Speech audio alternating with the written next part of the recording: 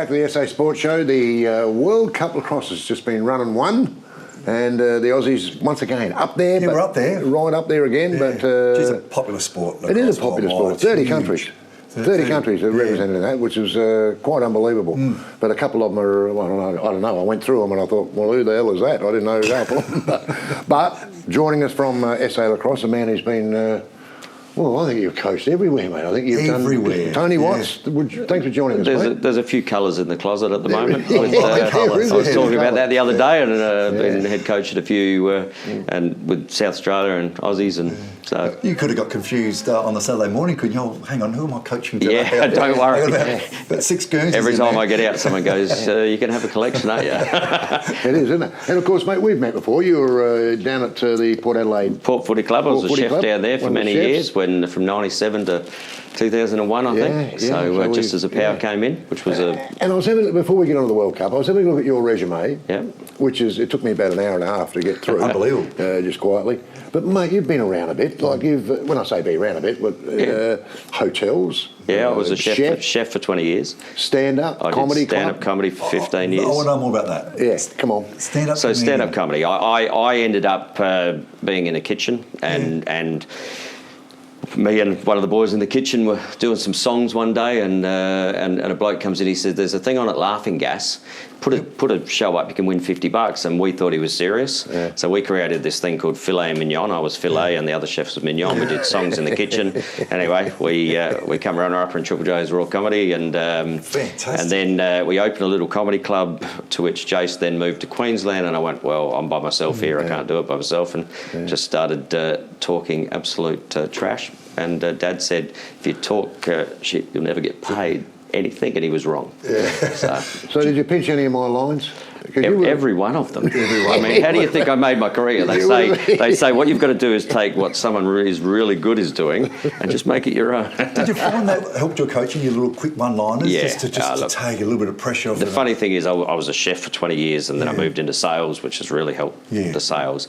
But you know, it's the dealing with different people's. You know, coaching is managing, and dealing with their relationships and how you do that. And sometimes you've got to have a bit of fun, and sometimes you've got to be a bit serious. And there's a good blend of that, and you know that comes across in the commentary as well. And you know if your material's going to work or not because you've already used it on at an audience. Yeah, you're sure that'll work on the players. Yeah, and I think that was the same in the US. I remember at one point, you know, I was in the back of the commentary box and someone fell over.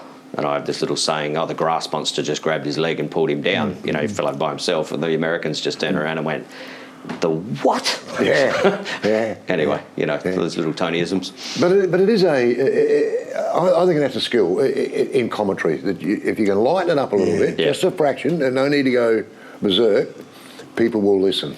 Yeah, I've been known to have a song or two too, just occasionally break into some songs. So. Could you just miss out on commentating for ESPN? At the so in the quarterfinals, I was set up ready to go for Australia Netherlands, and sitting there with Cooper and the boys, and then the head of ESPN went, "Sorry, Tone, we don't actually know what you're going to say, so we're going to mute your mic, but you'll be able to speak to the boys." So missed that, but I spent 2.5 days in the commentary box with the ESPN boys, and learnt an amazing amount of stuff. And what probably Australians don't understand, I mean I do, because I love lacrosse and played it at school, is what audience would you have been speaking to? 22 million. 22 million people. That's a big audience. For lacrosse. That was for the world. That was for those world games. That's a big audience. Which is trying to imagine them all naked is a sight. It's amazing, isn't it? Let's get into the World Cup, mate, because we finished fourth. We did.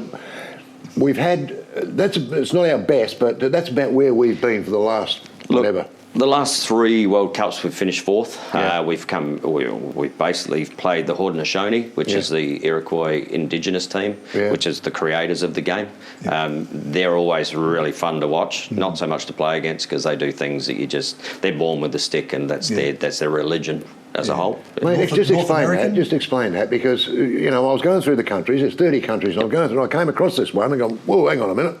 I thought I knew the world pretty well. Haudenosaunee, yeah. They were previously called the Iroquois, but that was a derogatory term given to the Indigenous, which meant snake. and they've subsequently, as they should, gone, we don't want to be called Snakes, let's have some respect. And they're now called the Haudenosaunee, which is their traditional name. And you know what, the community as a whole embraced that. I mean, it has started from an Indigenous sport, which is fantastic. And, hopefully we'll get the Olympic gold very soon. South Australians are in the squad? So there were six. There were six in the team. There were two alternates and 4 out of the 23. We've had bigger representations from South Australia. It's a good spread, though, isn't it? It's a great spread. In 2014 we had 11 out of the 23. So there's. But lacrosse, I mean, you train Tuesday, you train Thursday, you play Saturday, you play 14 games a year, versus you go to college for 4 years, you train every day, you play 30 games a year, and they're pumping $1 million into a college I mean, it's amateur versus AFL, and we, like Australians do, we bat above our weight. I just don't realise how big it is in America. Oh, it's huge. And that was when you walk off the ground, and the Aussie boys notice that when they walk off the ground and the kids are coming up, can you sign my ball? Can you and they've got the posters of them, and it's just and it blows some of these young guys away. We're fourth in the world. And of course they won. They've picked up the trophy again, back to back. The US. The US, yes, they did. They played very good lacrosse against Canada, and they were probably the team for the week of 9 days that were the top. The greatest thing though was that we beat England and knocked them out of what was the blue division, so they're going to be sitting down here. So it wasn't just the Ashes; it's happening across the sport. Knocking England off. Knocking England off. Well, that's as good as anything. That's like a World Cup win. Yeah, that's a World Cup win. I'll go home now. And better than that, it knocks them out of the top division, so they're going to have to qualify through. Did they have a whinge? They weren't having a whinge. There was an incident in the final which saw someone maybe out for life. So really? Yeah, against the Japanese team. Against England? Yep. Okay. Wow. He may have hit someone very late, very high, and sent him to hospital, and it was right on the buzzer. So anyway, that's for the English lacrosse board to deal with. Because it's a tough sport, Tony. I mean, it's a tough sport. You need power. Yep. You need strength, pace. You need everything in that game, and you need courage. Absolutely, you need courage. So that's for sure. It's a tough game. It's come across your face pretty quickly. My kids sit in the goal. They're both at that sort of Australian level, and they sit in the goal and get these hard rubber balls thrown at them at 200 to 20k an hour, and they've got a chest pad and gloves on. It's amazing. Have you seen the game change a little bit as well in the way of the speed and the way of the strength of the players compared to massively when you were playing, and we look at that in all sports. There are a lot moment. more athletes. I mean, it's like footy. You go back in the day, you're in and under, you got the handball out, someone whacked you, and you kept going, where that toughness of the game has really become quite a unique sport now, where the skill level is so much higher, and you don't see a lot of that anymore, which is great. Because I know you were part of your chef work was as well as being a nutritionist for your for your teams and your squads, etc. So which that's has come in importance, isn't it? It's come in very handy with coaching South Australia and being a part of these squads where you've got the food background. Well, everything you do leads you somewhere, and who knows what the next door is. So what's happening in the world of lacrosse now, mate? Back here in SA? So back in SA, coming up? so under 20 women are just starting to start their program for Hong Kong next year for the World Cup. As far as locally goes, there's been Brighton lost their first game in 55 games in the women's league. That's over 5.5 years. While some people are away. Coach. Well, I don't think Trish is going to get sacked anytime soon. And then the other night, Woodville beat Glenelg, so the two top standings have both lost a game this year. So on the women's side, that's good for the game. That's great for the game. Men's game, Woodville have tied up 4th, and the top 3. There's a game on the 11th. Whoever wins that finishes 1st, and the loser finishes 3rd, and Glenelg are locked in 2. And there's a lot of tryouts going on. There seems to be a lot of you've got the under 15 development at the moment, which is in Ballarat coming up. So that's the development side. You've got the under 20s women at the moment, and then very soon we'll probably start to get back into the women's World Cup. And that's all on your website, so if you're interested in playing lacrosse. Yeah, Lacrosse Australia.